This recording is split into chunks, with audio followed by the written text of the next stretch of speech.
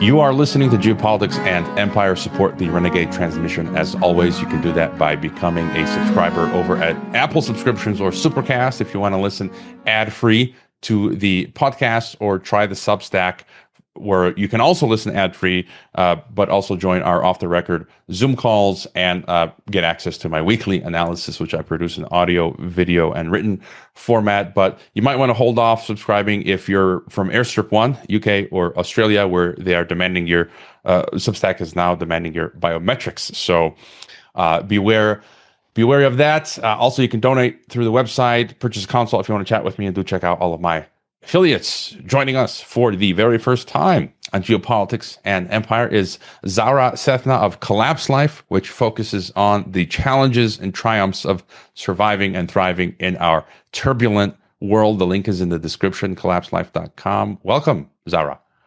Thank you so much, Avoya. It's an honor to be on your podcast. Well, it's great to have you. I know I've been on your podcast, I believe, and we've had communication over the past couple of years, and I really enjoy the work that you're doing at Collapse. Like, you've got great guests. We've interviewed some of the same people, and you've interviewed people that I haven't yet spoken to. So you guys have a high quality podcast. You also produce written content, which is excellent. And maybe to have you to start, just tell us a bit about your background, and then how you sort of, I guess, went down the rabbit hole and started Collapse Life. And up until now, before we hit record, I wasn't fully aware of your background, where you worked for the globalists. You, as Dave Mustaine would say, the United Abominations. I also was a staff assistant there. And so please, wherever you'd like to start.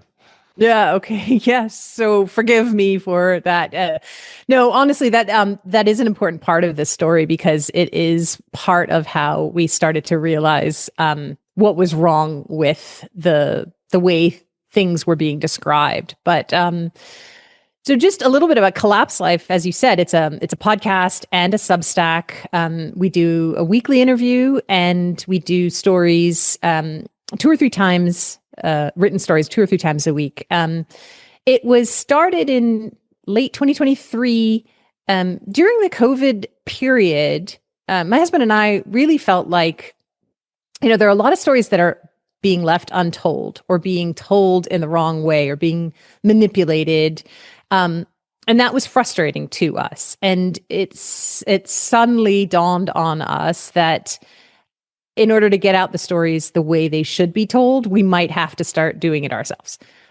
We do have journalism backgrounds, both of us. That's what we were trained in. And so that came naturally to be able to kind of do that writing and editing. Being in front of the camera, being an interviewer, less so, because I was always a behind the scenes kind of person. I was a producer or an editor or web producer. But it had to be done. I really felt like, there were stories that needed to be told, people that needed to be interviewed that no one else was doing. And so I plucked up some courage, and I do have a very supportive husband who also works as my producer. And he really helped kind of build up that confidence to be in front of the camera.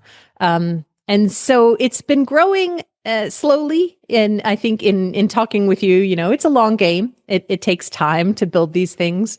And in many ways, that is fine with us. If we have a small but attentive audience, that's better than having a huge audience that doesn't really go deep with us. And so we're really grateful for the supportive and growing audience that we do have. It's been wonderful.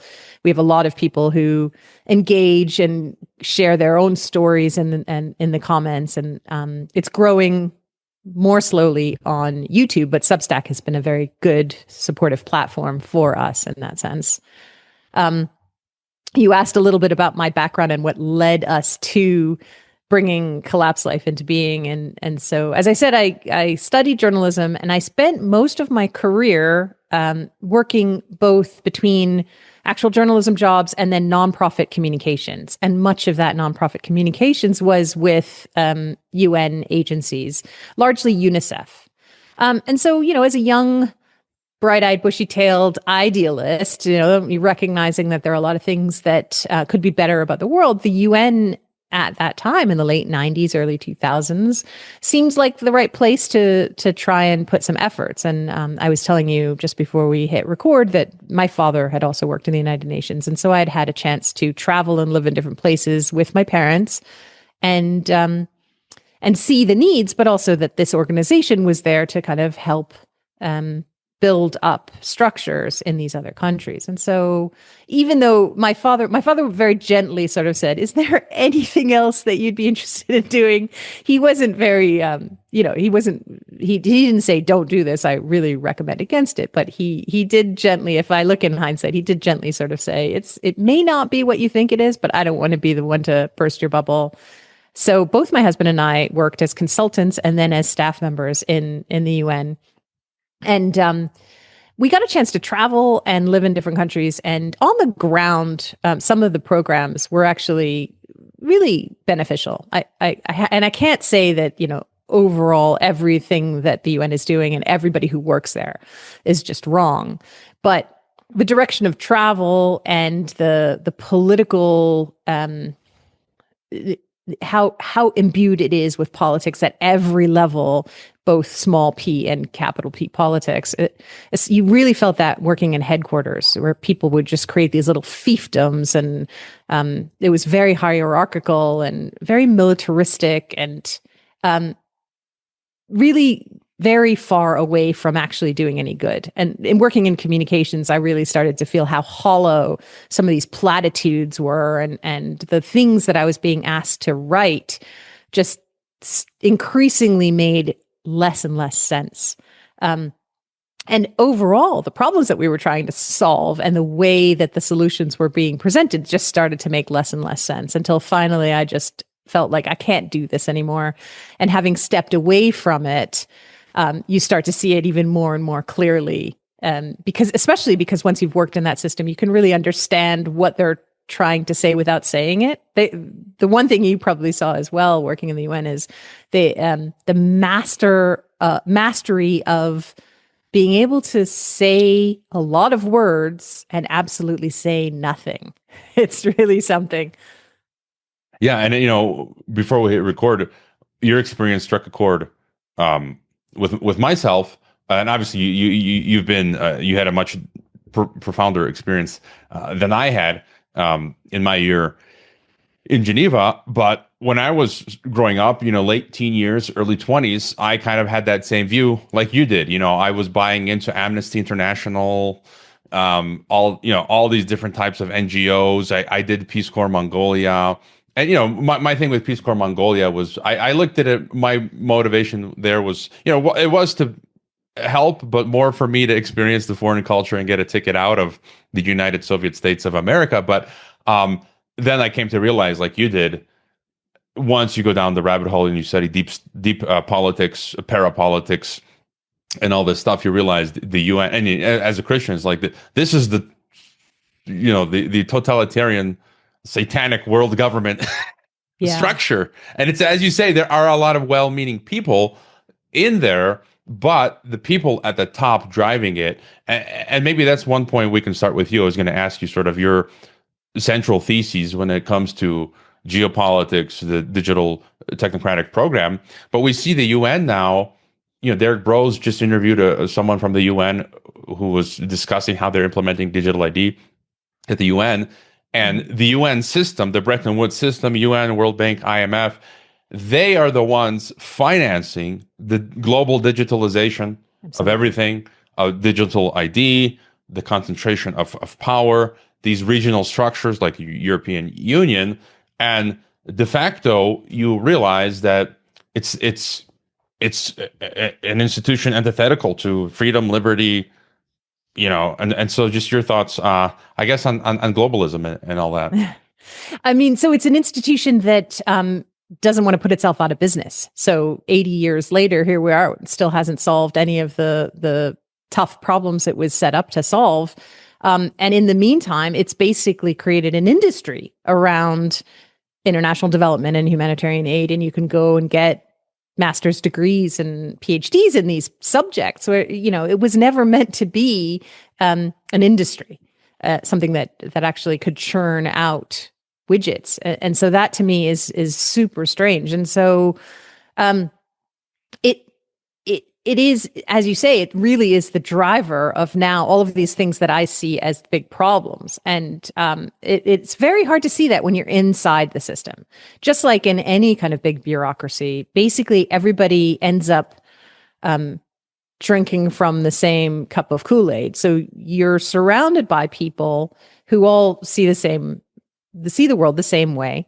And in many cases, for a lot of people, a job with the UN was their ticket out of the country where they came from. And it provides them with a lifestyle that they would never have otherwise. And once you become accustomed to that lifestyle and your children have an opportunity to go beyond anything they could have back in your home country, you're going to fight tooth and nail to hold on to that. But it's also sort of an intoxicating narrative that you feel like you're doing something to fight against all these evil forces. And you can see yourself in that hero position. And that's at every level, I think. And the people who are, there's thousands and thousands of people who work in these UN agencies, and most of them are in middle management kind of levels.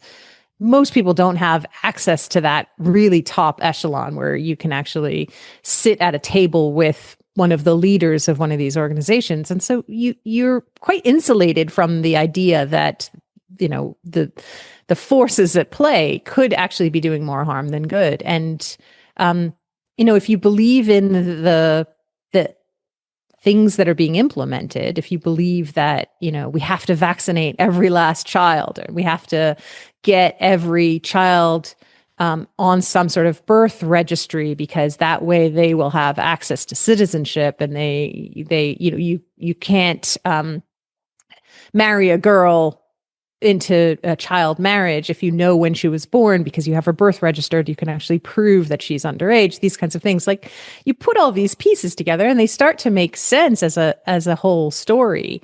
When you're outside of it and, looking at things the way you and I do, then you start to see actually where the solution is the problem.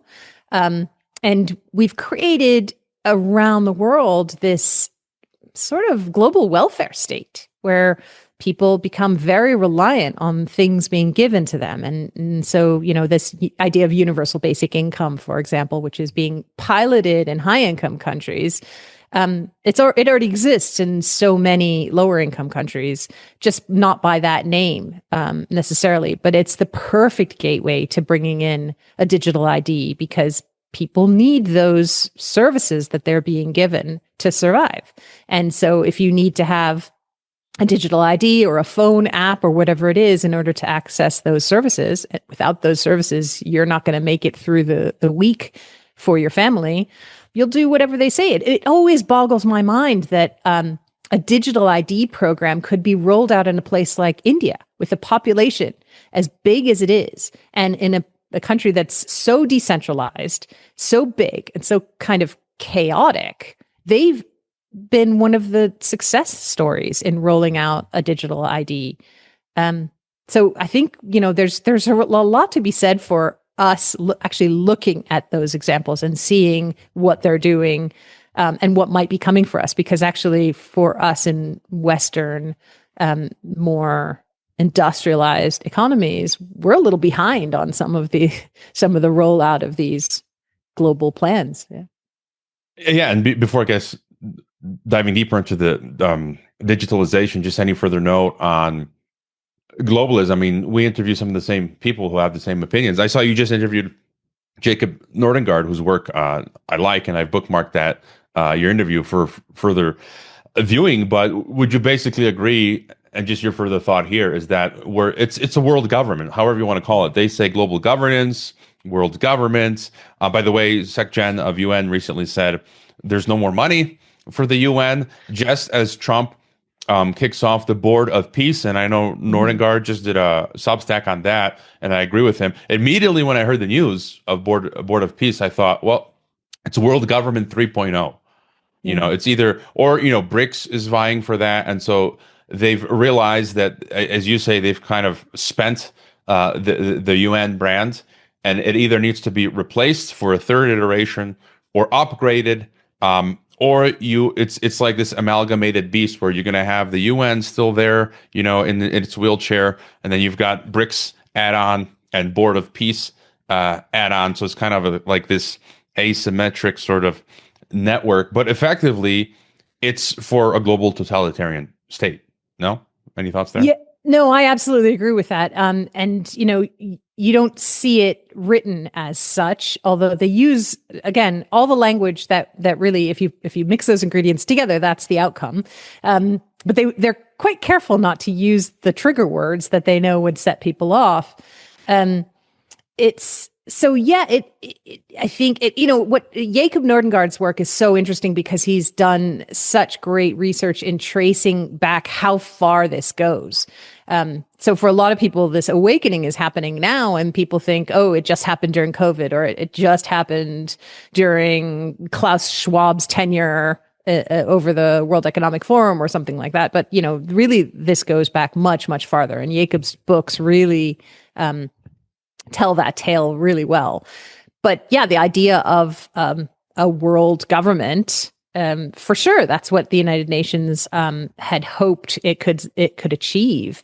And it's really interesting, as you say, that the Secretary General has just come out and announced that we don't have the money to do this. First of all, one of the things that to me is a real tell is because the United States hasn't paid its dues, we can't survive as a global organization. Well, are you really a global organization if you're relying on the money from one nation? From if one state pulls out, the whole thing falls apart. Well, then it's not really a global organization. So that was an interesting one for me to kind of noodle on. But it's also really interesting that maybe this is the beginning of the end of the United Nations, that there's like a controlled demolition of bringing it down. And if you look at some of the speeches that happened at Davos, they were all kind of leaning in that direction, that like multilateralism hasn't worked. We saw during COVID that there wasn't enough global coordination. There were countries doing their own thing, and that's what helped the virus to spread. And that's why there was uneven success in rolling out vaccines and things like that. And they're blaming it on the failure of this system. Perhaps to say, all right, here we are, we're 80 years in. Let's say we tried, we had some successes, but that was built for an old world. We're now in a new world. We need something completely different.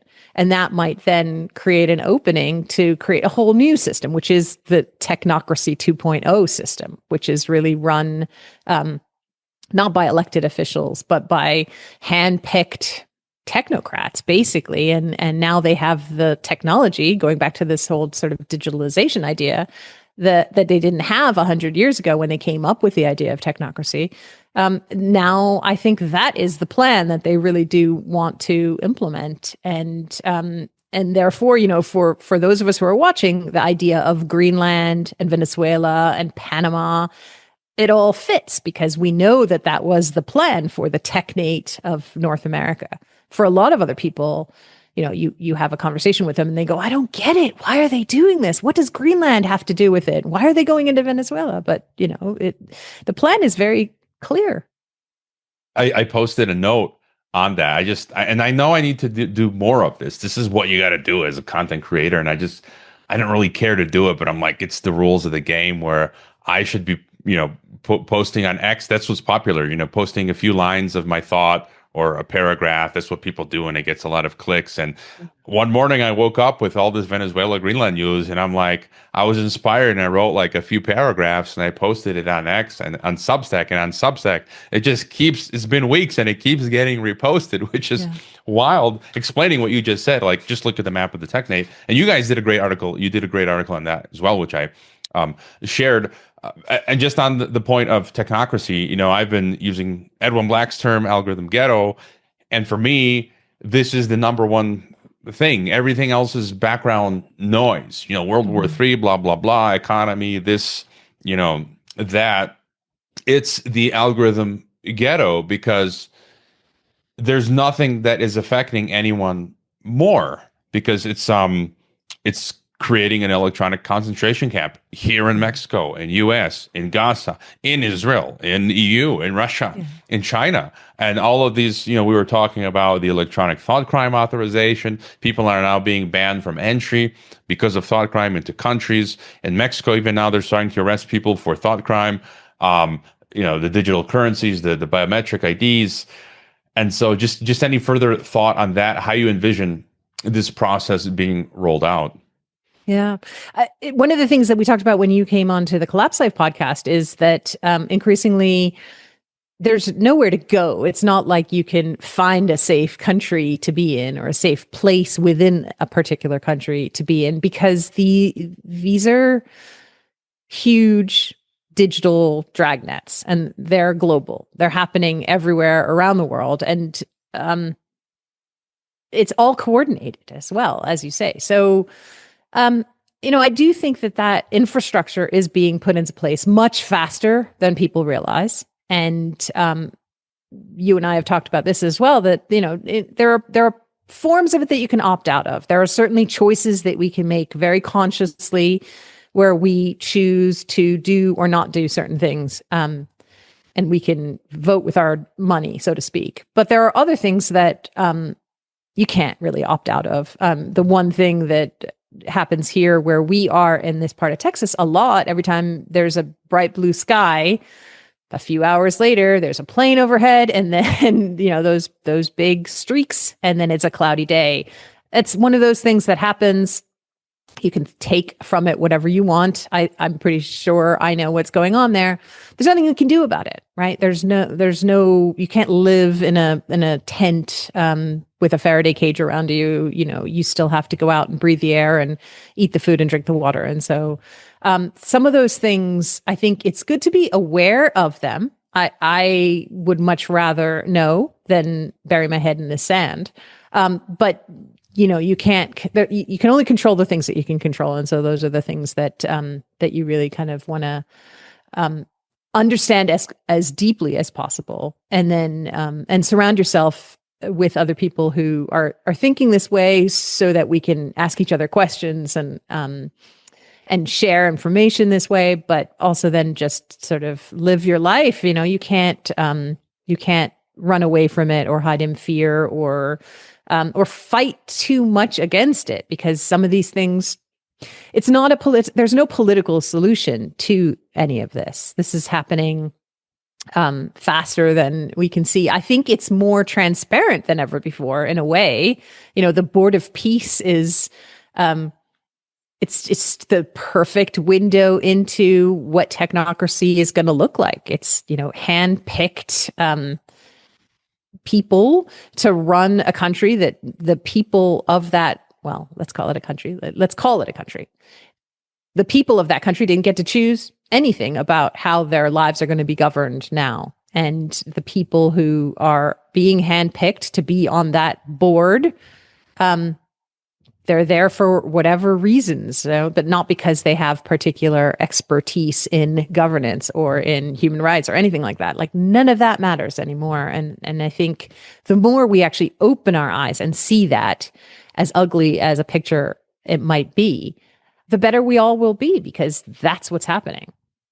Yeah, and just on that note, I saw a video clip from Sky News, and then I'll be commenting on that in my weekly analysis, where the Sky News was openly saying, this was, I think, Drop Site News broke it first, where the Sky News lady was saying in the new Gaza, all the people who live there will have to submit to biometric 24/7 biometric monitoring, digital IDs, digital wallets, and she actually mentioned that the money, I think she said it would expire, that they would receive, which is absolutely insane. And just to add to what you're saying, though, I think we have to have some nuance. And I'll give a personal example. Yesterday, coming home from church, we had our very first ever car accident here in Mexico. And we were lucky. It was just, superficial damage to the car and get a new bumper and other stuff.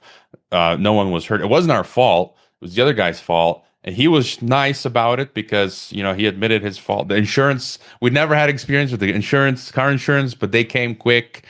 So everything was solved and we got to take the car to get fixed. But my point was the lady, the insurance person, who comes on the scene to do all of this stuff, they needed an email. So I give her my email, but she's going to send the paperwork, and I'm assuming, when I get home, we'll get the email. And she's like, no, you need it. I need to check to make sure you got it in the moment. And I left, as I often do, without my cell phone. I went out without my cell phone. Good. But my wife had hers. But, this was an example where we had a car crash just randomly, and you kind of do need a cell phone would be supremely useful. Yeah. First to call the agent, and then for the paperwork. And it's like, where do you draw the line then on the digital sphere? Because in that moment, it's actually quite useful. So just any quick thought on that? Yeah, I think it's an amazing example because, there have to be millions of people in Mexico who don't yet have smartphones. And so what are they going to do for those people? You live in an urban environment and they sort of take for granted that most of the people who have cars and who have insurance are going to have cell phones. And so this system is going to work. But there are going to be tons and tons of exceptions. And it's the exceptions, I think, that are going to start to overburden the system. And this is something that Jacob Nordengard and I also spoke about. And he actually, in spite of all the work that he's done tracking this very long historical system, he still has a pretty hopeful and optimistic outcome, which is it's going to fail. It can't succeed because it's just too complex. And in a way, your example sort of shows that, you do have an email and you do have a cell phone and you could go home and check it on your computer, but you could also say, look, I don't have a cell phone. I don't want one. I'm never going to get one. What are you going to do? Are you going to refuse me as a customer because I don't have a cell phone when you're an insurance company? Like, how is that going to work? So the more we can put spanners in the works that way, even if ultimately, yeah, you do have a cell phone and yeah, you could receive that email, but just push them to the kind of breaking point or create friction. I think that's actually a good thing. I think that it helps the systems to recognize where their vulnerabilities are. It perhaps might open up the opportunity for them to close those loopholes, but it's impossible with the size of the world population. As I said to Jacob, it's impossible to run a scenario on how 9 billion people are going to react under a circumstance. You can do this on a computer. You can do this if you're running some sort of like video game type scenario. But in real life, we're imperfect. And our imperfection might be the exact thing that actually saves us out of this nightmare, because we're going to be unpredictable and we're going to be forgetful and some people are just going to resist. Some people by default are just going to fall outside of the norm. And so how are they going to plan for all of that? How are they going to reach? I mean, going back to the example of the United Nations, the work at UNICEF over the last few years, especially while I was there, was really focused on the word equity. And that meant, all the children who were falling outside of the average, the children with disabilities, the girls, the ones who lived in rural populations, the ones who didn't have birth certificates and so therefore weren't being counted in the national statistics. And so the work was to try and identify those children, figure out the barriers to getting them the services that they needed, and then delivering it. And it's very, very difficult to do. And so therefore there have been 15-year plans with the Millennium Development Goals and the Sustainable Development Goals. And they can't meet those goals. They keep falling short because it's difficult. It's hard. It's expensive. And we make it difficult as humans. And I think I say that as a good thing. And I just want to give an example here. So some of the people commenting on Mexico now trying to implement the digital ID biometric, and I think they're going to with that, I think they're going to succeed, but now the phone registry. And, I got a message here, and it says from my mobile Mexican phone provider, it says, remember, you have to link your phone line by June 30th. And then it gives you the link. Because if you don't, your phone will be shut off. And I'm like, great, let's see what happens. And they said only 2% of people, Mexicans, have registered. And those that registered recently had everything hacked because the cell phone system sucks. They're just inept, incompetent, corrupt. And so I guess we're going to see by June what's going to happen. And that kind of proves to your point, it's difficult to implement this because the phone mobile registry says the government has forced us to do this. And we don't have the systems, right? And to do it, I read an article, it's going to cost us, the mobile phone companies, and there's various ones, like on average, 5 pesos per person to register because we have to get a new software. We have to buy a new software, more hosting, whatever it is that they need bandwidth to do, manpower to do this. And now there's demands to push it back half a year, 2 years. I don't know. I have a theory. They often use the Hegelian dialectic, so maybe they're making a lot of noise about how it's not working in the phone registry. Maybe they're getting our eye off the CURP biometrico, right? As they're bringing in the Mexican digital ID. So, but I think they're going to have success with that because pretty soon you're going to have banks and DMVs in Mexico and saying, look, you can't renew your passport or your driver's license unless you give us your biometric CURP. And that's happening in the U.S. I've heard from people that in some states, if you go to renew your driver's license, the next time it will have to be a real ID. And then in Croatia, I'm seeing similar stuff. So there's nowhere to escape. And then where does Collapse come in? Collapse Life, the name of your Substack blog, podcast. Do you think on the back end of all of this, there's going to be a collapse? Because, you have the financial collapse coming. You've got wars planned, which could trigger the collapse. Thoughts here? Yeah. Well, so I'll just say firstly to explain the name of the platform. Collapse Life was a sort of a tongue-in-cheek name that we chose. We were thinking about those glossy lifestyle magazines, Southern Living or Cottage Life, and they had beautiful pictures on the cover, and you just escape away into this vision of a world. And so we were tongue-in-cheek calling it Collapse Life, the lifestyle magazine for a disappearing lifestyle. And so that's really kind of the way we see collapse, and I've said this many times before, is it's not like you wake up one day and everything is gone. It's not like I Am Legend or some zombie apocalypse movie.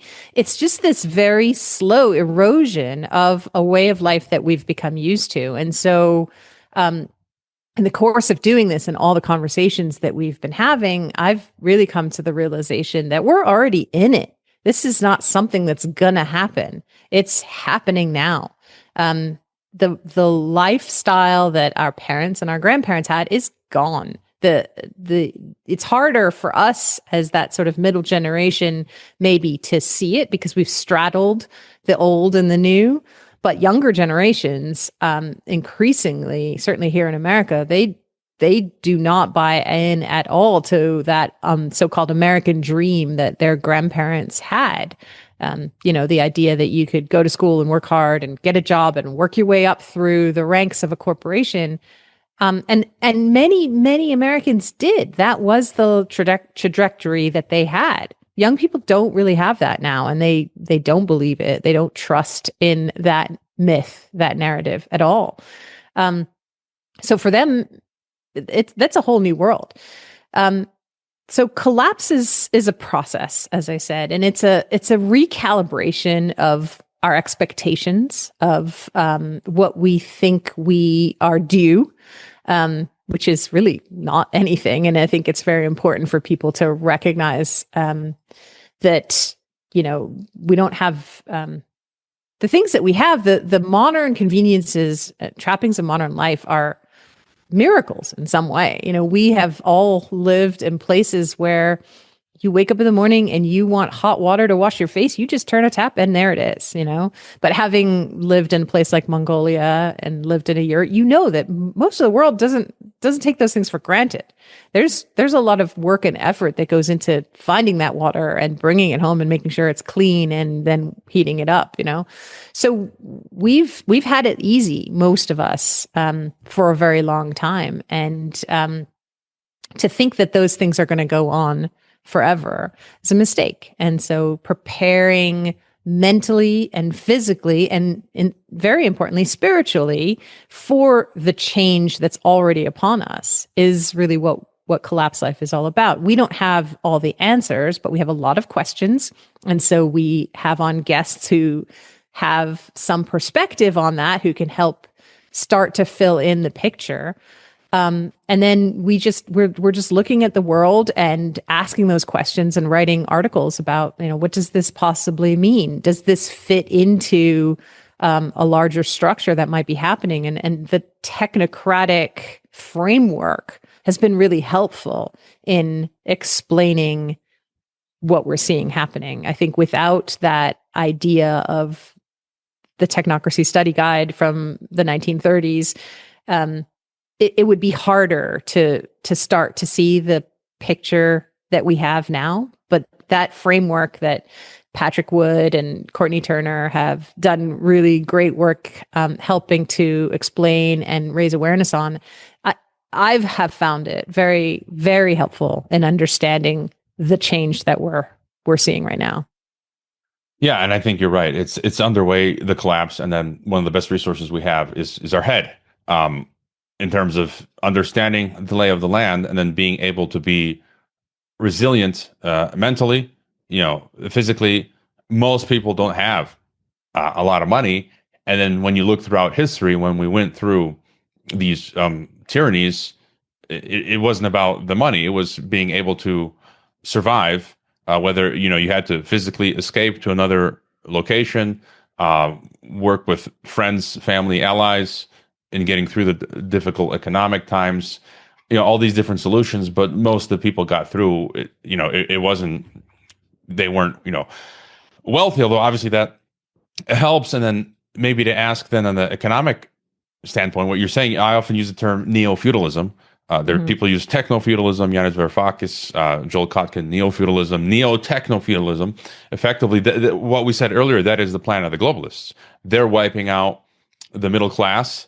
And so that the 1% is sucking up the wealth, and they're trying to destroy that middle class. And so it's just going to be like in feudalism, rich and poor, and they're going to own everything. And it's going to be like that movie with Matt Damon, Elysium. They're going to be in their gated communities, city states. I just read Mark Zuckerberg is upping his security with beefing it up with private security. So they're going to be in their walled off gardens while the rest of us are left in Mad Max no man's land to fend for ourselves.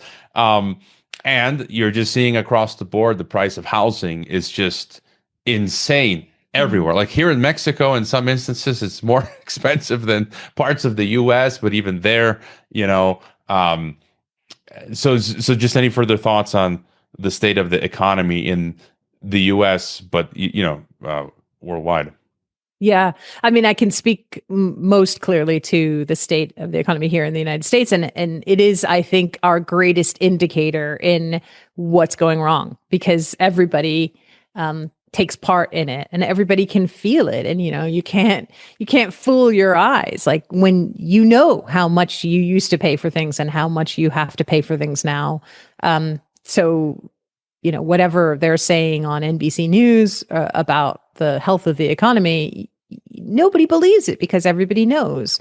I have the same amount of money coming in, and yet I'm not putting any of it aside. I have to pay for these things. And every Sunday we do something called Notes from the Edge of Civilization on Collapse Life. And it's just these little news hits. And this past Sunday, one of the things that we talked about was an infographic from Visual Capitalist, which showed the rate of inflation in different categories between 2019 and 2025. And some of the fastest increases have been in things that we can't opt out of. So car insurance or health insurance or the electricity, your piped gas, the things that you need to survive. Rent has increased. So, people just have to find a way. That's the problem here is that, whatever it is, as much as the price keeps going up, people have to find a way because they have to survive. And all of it is artificially driven. I don't have a deep enough understanding of micro and macroeconomics to be able to explain it. But what I do know viscerally, because what I feel is it's completely artificial. None of it makes sense. And even those guests that we have on who help to try to explain it, they also don't quite understand the predictability of markets has completely gone out the window. You cannot rely on the indicators that used to tell us what might happen. Nobody can tell anymore what's going on. And the president just came out and said just recently, I'm going to keep housing prices high because for a lot of the middle class, that they're wealthier than they've ever been. They're walking around with $700,000, $800,000 in their bank accounts because of the homes that they own, and they've worked hard for it. And so it's just a tell. Like, okay, so they're artificially propping up a housing market. Like, how does that even work? But having just moved, we spent a year looking around in all different parts of the country, but especially in different parts of Texas. And the housing market made no sense at all. What we were seeing in terms of the way things were being priced, the length of time they were sitting on the market with no price reductions, with no offers, no viewings, but still the prices were staying high. It just made no sense. You would look at that and think, this is a bubble. It has to break. And it hasn't. It really hasn't. And things are still coming on the market at crazy high prices. Here in Texas, you can't see what things sold for. It's one of those states that has like non-disclosure, so you can't actually see. But a lot of times things will just disappear off the market and you don't know whether they've sold or if they've just expired the listing. But it made no sense. And even what we did end up buying, was at a price probably twice what it should have been in a real supply and demand market. It's crazy. I think the housing market is the real example. I don't know how other people do it. I mean, I think that every time I go to the grocery store as well. How do people do it? And the thing here in Mexico, like there are Americans now that I chat with who were investigating coming into Mexico, and they're like, the rental prices are reaching the same as the US, but the wages on average are much less in Mexico. Like, I don't understand what many Mexicans are doing to survive. I guess, like you said earlier, they're finding ways to make ends meet. And to ask you about America, the whole ICE stuff, I'm assuming you'll agree with me, but feel free not to. I feel they've been wanting to manufacture the elites. They need to break down individualism and the idea of civil liberties in the West, and that they've helped develop the collectivist East, right, with technocracy in China, in the BRICS world, as you mentioned, the India as they're using as a laboratory. And they need to break down the West and America, transfer wealth to get to this sort of balanced foundation to then have their third go at the World Federation and World State. And you can see with the movies they've been putting out, Civil War, the Leonardo DiCaprio, Benicio del Toro movie, which I haven't even watched. Me neither. The themes of Civil War, and then the Charlie Kirk events, which I think they brought about. And then all this ICE stuff and the stuff that I'm seeing that DHS and ICE are doing to US. So on paper now, technically, ICE and DHS are murdering US citizens. Fourth Amendment, they're breaking into your home unconstitutionally, into businesses.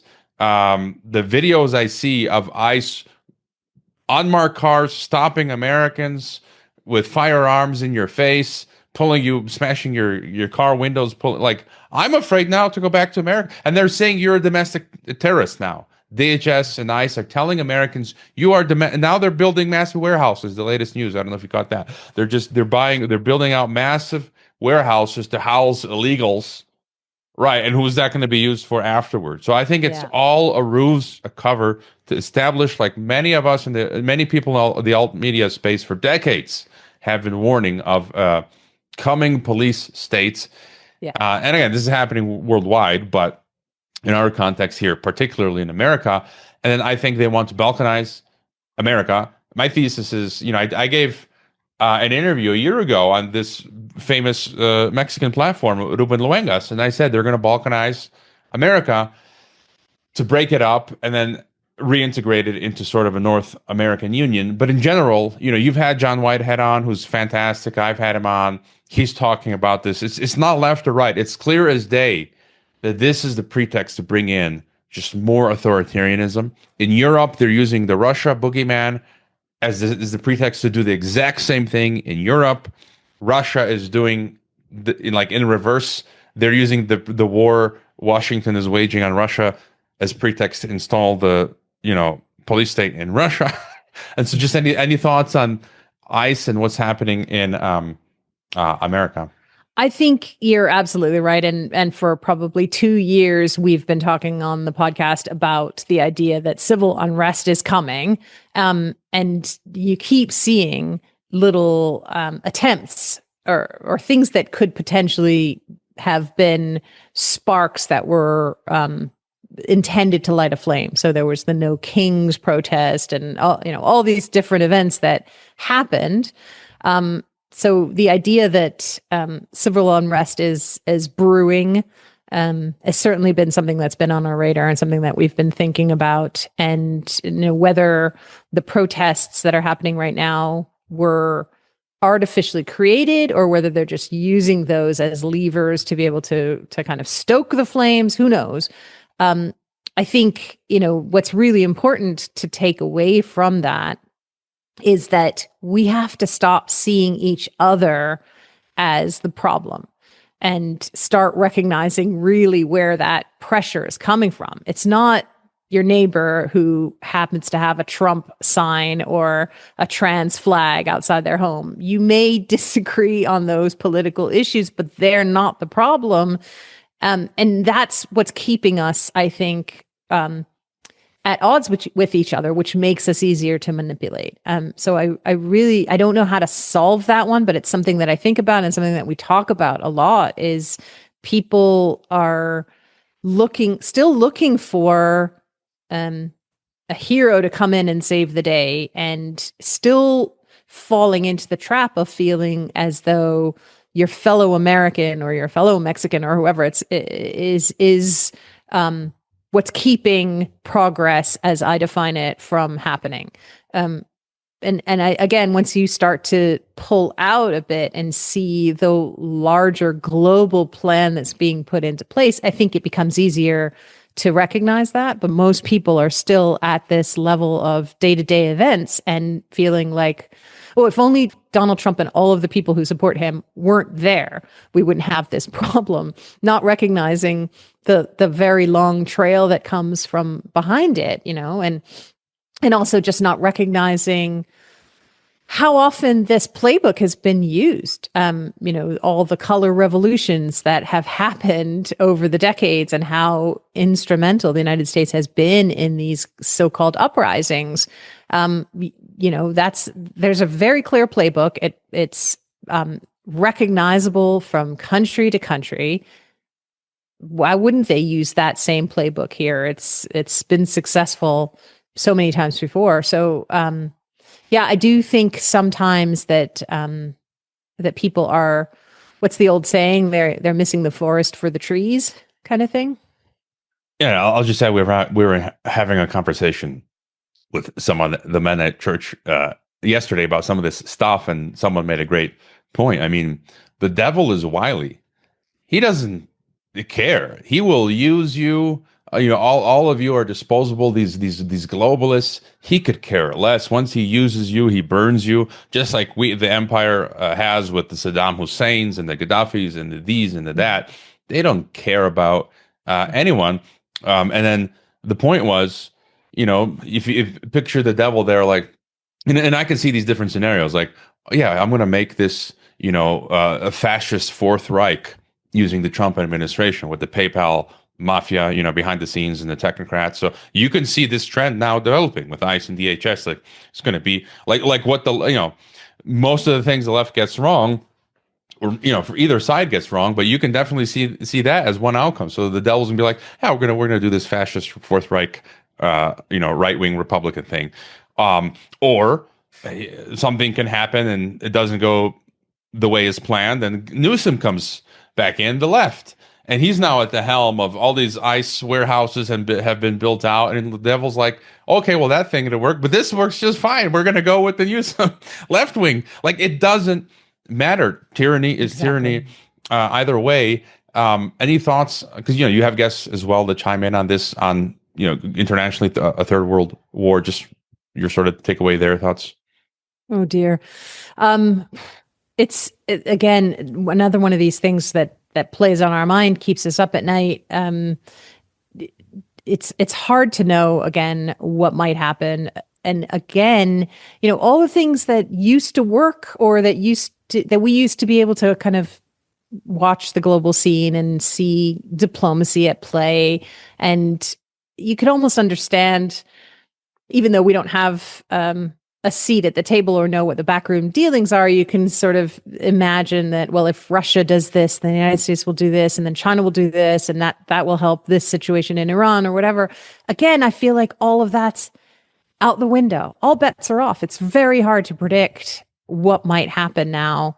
The locus of power is shifting. The conversations that are happening behind the scenes, I think, are largely, again, along the lines of who's going to be in control of these regional technates, not individual sovereign nations anymore. And again, doesn't even matter, because the global digital infrastructure to create this, digital prison that you mentioned before, it's already in place. And so whether you're a citizen of this country or that country, or whether there's a war and bombs drop on your head and you and your whole family die, they don't care. It doesn't matter. This is just the cost of doing business, really. And so I do feel, I hate to buy into all the rhetoric of, the doomsday clock is set closer to midnight than it ever has been before in history, those kinds of things. Like, I don't want to scare people. I don't want to alarm people, but I do think that we are at a very volatile time. Anything can happen. Things will happen. That's guaranteed. And all of these things are happening at once, and it becomes very hard to try and keep track. It becomes overwhelming, in fact. And I think, again, that might be part of it. They're trying to overwhelm us with all this information and not knowing what's true and what's not. And having 3 million documents released under the Epstein files at the same time that ICE protests are happening in the Midwest, at the same time as there's these massive winter storms that are knocking out power, at the same time as troops are being moved to Iran. It's like, how can any one person keep track of all these things and figure out which part of which story is true, especially when it's so dynamic and especially when it's changing so fast? I think that's actually part of it. They want us to just go, I can't take it. I'm not going to listen to any of it. I'm just going to, put my headphones on and listen to who won best song at the Grammys and just pretend that everything's okay. And so there's a fine line, I think, to draw between being informed and trying to understand everything and not becoming a victim of the just overwhelming amount of information. And I haven't figured it out perfectly, but certainly, taking one day to observe Sabbath for us has been a really important part of it. We labor 6 days and we rest on the seventh day. For us, that's Saturday, the scriptural Sabbath. And it's a day to withdraw from the world. So not only do we not do any work, we don't do any commerce, we actually, try and separate from worldly things and focus on God and reading his word and understanding that the words that were written thousands of years ago still very much apply to our lives today. And that's been really helpful for us. I'm not saying that everybody should do it, although once you do, the blessings that come from it have been unbelievable. So we're very, very grateful for that. And whatever works for anyone who's watching, whatever that might be, I think it's really important to set that time aside and to, again, like I said before, control the things you can control and be aware, but not overwhelmed by the things you can't control. Yeah. And that's, for me on Sundays, congregate at the church, no cell phone. And so people notice my feed is pretty dead on Sundays. And just, as you said about the information overload, I've been recently putting on my headphones and listening to the new and last Megadeth album, and I'll in a few months be going to see their last performance. The Last Note is the title of the last song on their album. The Last Note. But but even what you're saying, I've been doing my weekly analysis for paid subscribers, I think going on 2 years now, and I felt sort of like up until recently, it's been somewhat manageable for me to sort of. I use a lot of feeds. I aggregate stuff so I can get a lot of info in a short amount of time, and I kind of create a big picture for myself. But like in the last few months or half year, I've been overwhelmed. Like I literally cannot, when I do my weekly analysis, there's so much information. I don't know what to cut out. I can't even, you had the Davos stuff you have to dig through, then the millions of Epstein documents, then what's going on with Iran. You cannot possibly keep track of it. It's becoming very difficult. And I guess, to ask you, we've sort of broached the topics that I'm always most interested in and obsessed over, globalism, technocracy, what's happening in America. Is there another theme or topic that you think is dear to you or important? They all sort of start to intersect, and I think obviously the economic piece, the world geopolitical technocratic piece, those are the most important. I mean, there's also the ongoing kind of culture war, which does seem to have cooled a little bit recently, but there's still a lot going on that front, which is always interesting to watch, especially as I feel now like a middle-aged person. I don't really keep up as much with what younger generations are doing, but whenever I do dip into it, I always find it fascinating. There's a lot of value in learning from what younger people are doing and talking about and thinking, but there's also still a lot of friction, I think, generationally, in terms of worldview and in terms of, as our friend Peter Grandich always says, who's sitting in the cart and who's pulling the cart. And, are the younger people who now have given up on the American dream, are they willing to support the older generations who are now waiting to take advantage of the services that they feel as though they've paid into? So this, again, wraps back around from a cultural perspective to an economic perspective. They all kind of fit together. I don't think that there's anything burning that we haven't touched on. To me, the conversations about technocracy and where we're headed, where we are on the kind of timeline of planning, and also where that planning has come from, going back to what Jacob Nordengard had talked to us about. I find it fascinating. I've also been doing on a weekly basis a live stream with another fellow Substacker called Susan Harley, who writes Courageous Conversations on Substack. We've decided to once a week get together and do what we call a book chat. It's not quite a book club where everybody reads a book together and then has a discussion on it. We just pick different So far, they've been books, but they can be articles, they can be, just ideas. And we talk about them from the perspective of collapse, so to speak. And so we just recently wrapped up about 2 or 3 weeks talking about Dmitry Orlov's Reinventing Collapse, where he really highlighted the differences and the similarities between the USSR and the USSA.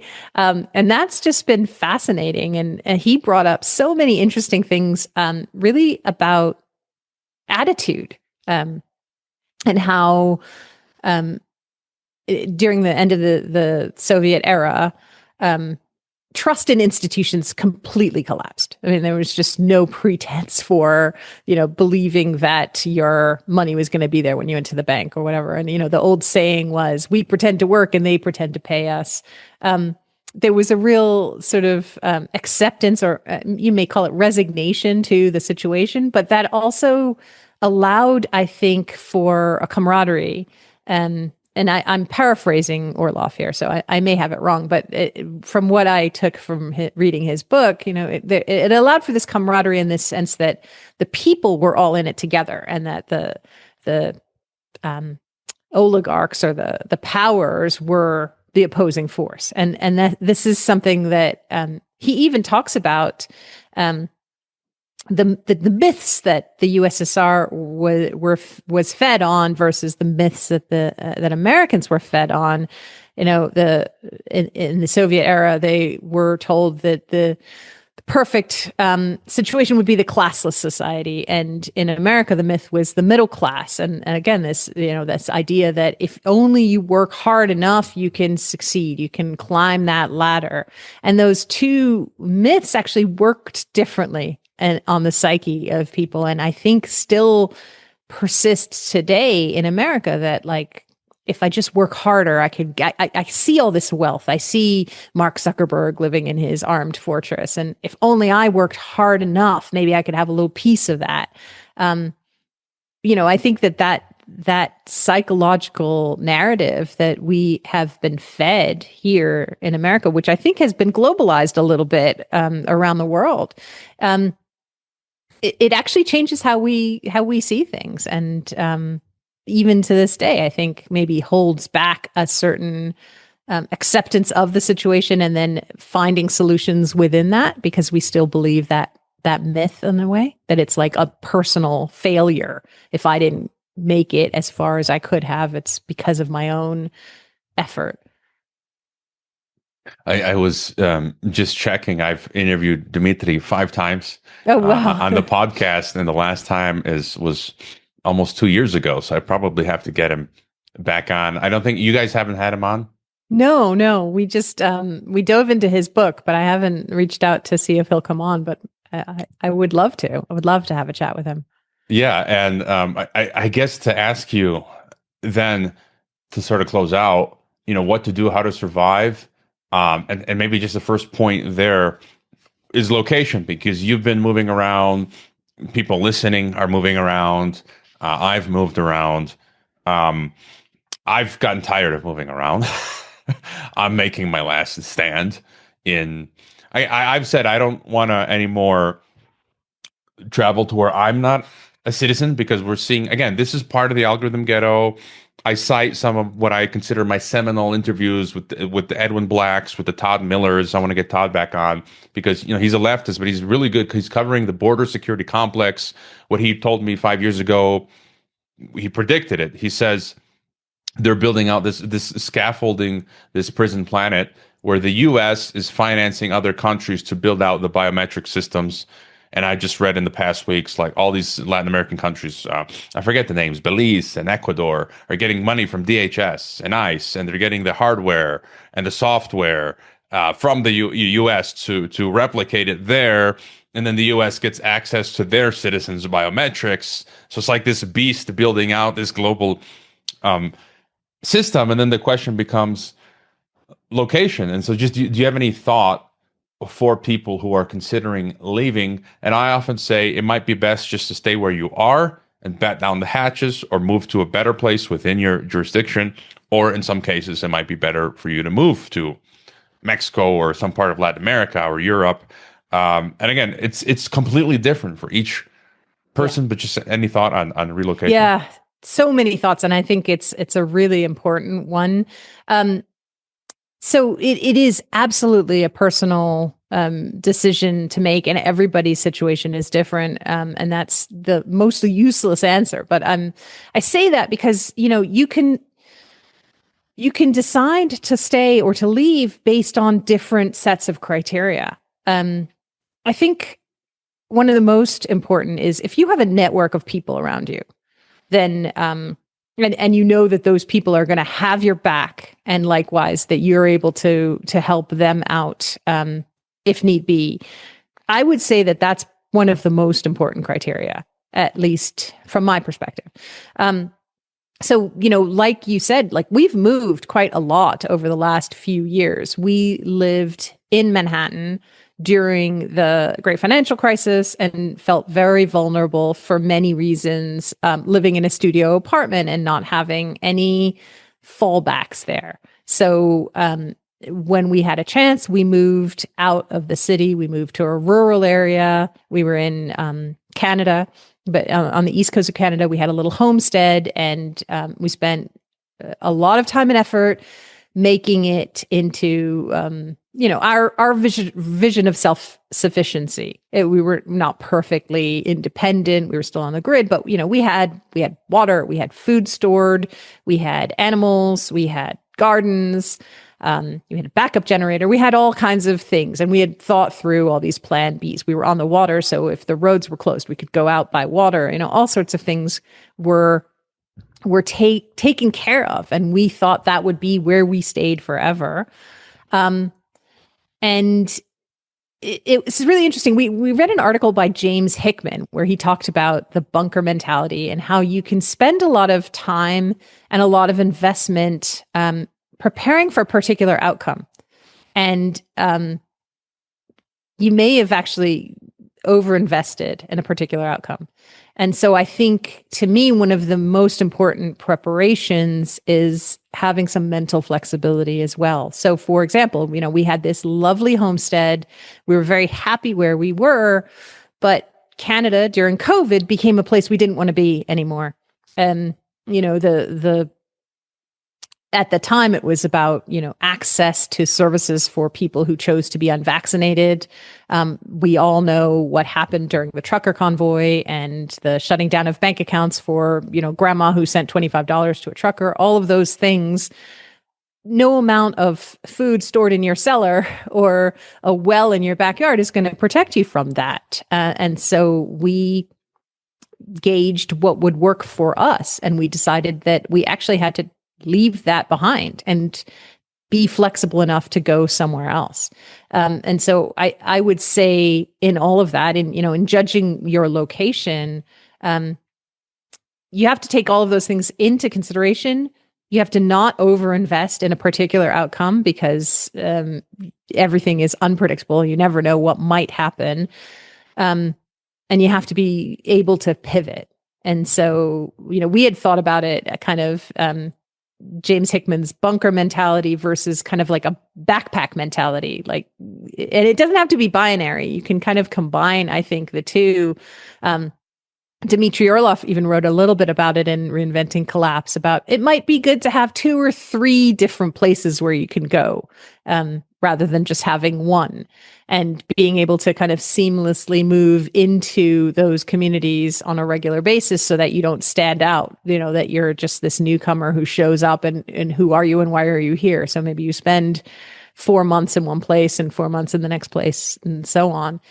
It's not going to work for everybody. And some people will have no ability to move. And in which case, I wouldn't take that as a knock against you or feeling like, oh, well, all is lost then. I think everybody can do what they can where they are with what they have to prepare, to be, have one foot inside the system and one foot outside the system so that you have backups and fallbacks and whatever that might look like, whether that's, you have a burner phone or you have a landline or you you collect a library of books so that you have resources to turn to if and when the internet goes down. Just there's so many different ways to look at this, but I think preparing doesn't necessarily mean building yourself an underground bunker. I think that's the short way of summing up what I was just trying to say. Yeah, and I will totally agree. I've been saying as of late, basically, you get to choose your gulag, your algorithm ghetto, and it's based on your taste how you want to decorate it, right? Whether it's like in China or in Mexico with sombreros and donkeys and the Curpio Metrico, or in the US, Texas style with your real ID, or Croatia Mediterranean style with the EU mandatory digital wallet and digital euro capped at 3,000 euros. Basically, you get to decorate your cell, and also where you feel most comfortable making your last stand. Because I was just imagining, I can go back to the US or Croatia, and I'll be contending with the neo-feudal economy, the costs of living. Here it's cartels, there it's DHS ICE. I'm already on a DHS blacklist. I get secondary screenings often at TSA. Is DHS going to rendition me one day like they did my very first ever podcast guest on my Dissident Thinker channel where Geopolitics and Empire was eventually born, Corporal Jesse Thornson, who John Whitehead got out of the mental asylum. Like, it was just the whole trajectory of my podcast was crazy, because Jesse had been, this was like 2012, I interviewed him, I think, and he was questioning 9/11 as a military veteran privately on social media. And they just came to his house, U.S., I don't know who they were, Stasi, and just threw him in a car, no warrant, no nothing, renditioned him to a mental asylum. And John Whitehead got him out of Rutherford God bless Institute. John. Yeah, it's crazy story. People can look into that. But maybe one more question before getting your concluding thought. Alt media, you mentioned we're both on Substack. Substack is now the whole online, the thought crime legislation. Let's cut through the stop betting, or I'm getting tired of these governments. It's Solzhenitsyn's quote. We know that they know that we know that they are lying. They're lying through their teeth. I don't care what any politician, Trump, Scheinbaum, von der Leyen, the Putins, the Xi Jinpings, and the online hate speech. It's the Ministry of Truth. It's the thought crime. And so now they're demanding platforms, and many platforms, we've said Substack doesn't really have to do it, but they're doing it for Airstrip One and for Australia. So far, some people are jumping to Ghost. Yeah. I've kind of gotten tired of the cat and mouse game myself. And I'm like, again, I had my membership on the website and I brought it to Substack, and I'm not a tech guy. So I got to jump ship again. And so it's just, I'm getting tired, but we're still doing what we're doing. We're firing away. Do you have any thought when it comes to the censorship online and the podcast space? Yeah, I think I feel very much like you. Who's to say that Ghost isn't going to be next? There's a lot of theories that Substack was the place to corral all the dissident thinkers so that you could close them down. And I was wondering that a long time ago, because they created a category called health politics, I think it was. And so all the anti-vax medical freedom folks were all being put into this one category. And it seemed very easy then to tell the algorithm to suppress everybody in that category so that nobody hears that. Who knows? As I said, Substack's been a great growth platform for us. I don't know whether I'm not tech savvy enough to be able to build something completely on my own. But I recognize that all of this is fraught. In terms of talking about like fallbacks and plan Bs, I'm working with another Substacker called Michael Campy. We're actually working on a samizdat. We're going to put together a printed zine. It's called Useful, and it's going to be, right now we have a vision of about 6 issues, but it's kind of about prepping, but it's not the things that you expect. It's how to prepare yourself for, physical labor that you haven't been used to. So how do you build your strength? How do you develop negotiation skills so you might be able to mediate between conflict? A variety of different ways of looking at skills that we should all have and that we should all put in our arsenal before we need them. And so we're going to work on that like an old fanzine and have it in printed form where you could stick it in an envelope and mail it out to people. So I like that it's actually making us think creatively. I do think that the voices that speak out, like yours and mine and David Hughes and all these other folks that we know, and I think they're very important. And so for all of us to help each other surface the attention and support each other and make sure that that there's a wider audience who can hear these conversations and train everybody to ask the right kinds of questions, I think it's very important. So obviously censorship is a huge concern, huge issue. And, as I move outside of my comfortable little bubble and start traveling, I do feel a little bit of concern about,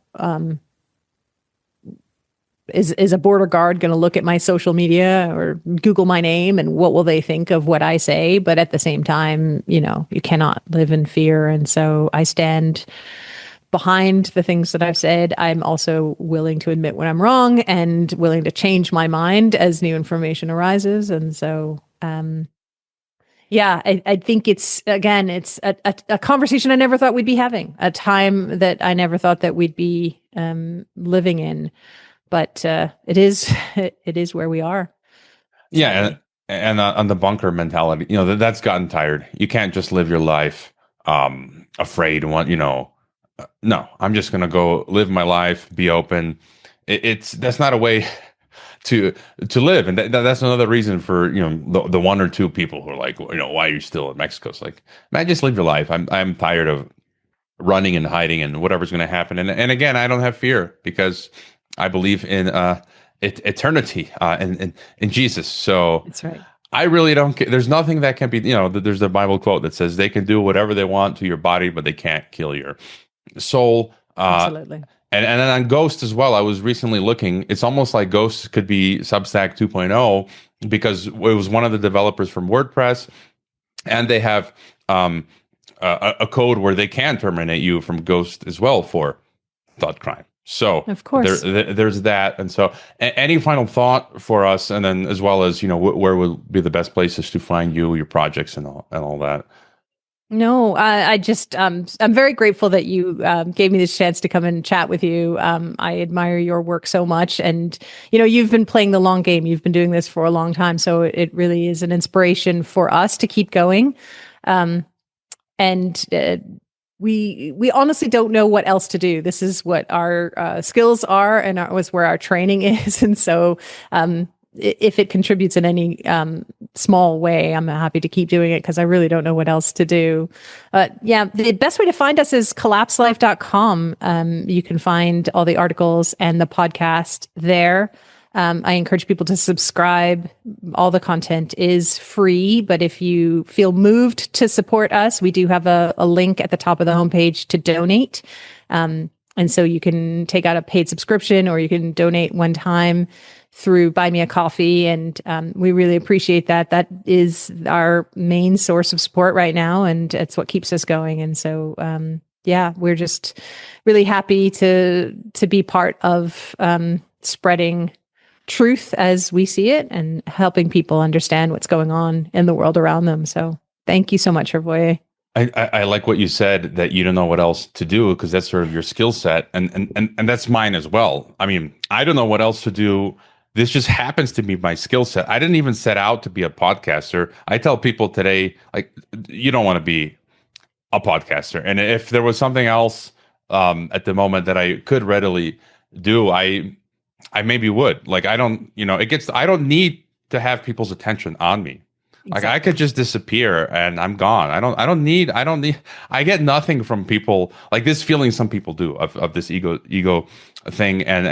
But it's just, that's my skill as a teacher. You're in front of people imparting knowledge about international relations and deep politics. And that's what I was doing for nearly a decade. And it's just kind of like, this is the same skill set, podcasting. And so that's what I do. And then people say, oh, what's the point anymore? All the podcasters, you talk. Well, this is what I do. You go do, I'm not complaining about what you're doing. You go do something else and I'll cheer you on. Stop poo-pooing each other. The game is, the hour is so late. It literally makes no sense to be criticizing each other in that sense. We're all doing what we can. I came across the word in one translation recently. It was a reference to God or the Lord, doomsman, in one of the translations, which has different meanings, but it's kind of like, he is projecting. I think it has, it refers also to judgment, God's judgment on people, but also, his foretelling of the bad things that are going to happen. And I've kind of, that word has grown on me, and I kind of find an enjoyment in it, because it's kind of like you're understanding what's really happening. And then you have a little map that sort of actually predicts correctly, extrapolates some of the main things that actually do happen. And it's kind of like playing bingo or something. Like, I got it right. Wow, I'm pretty amazed. I'm not that dumb. Like, I can predict parts of the future. And so, anyways, your link is in the description. I encourage people to subscribe to Collapse Life on the Substack. You guys are on X, but not as active there, but your YouTubes and Rumbles. And so, thank you for coming on the podcast, Zahra. Thank you. It's been a pleasure. Thank you so much.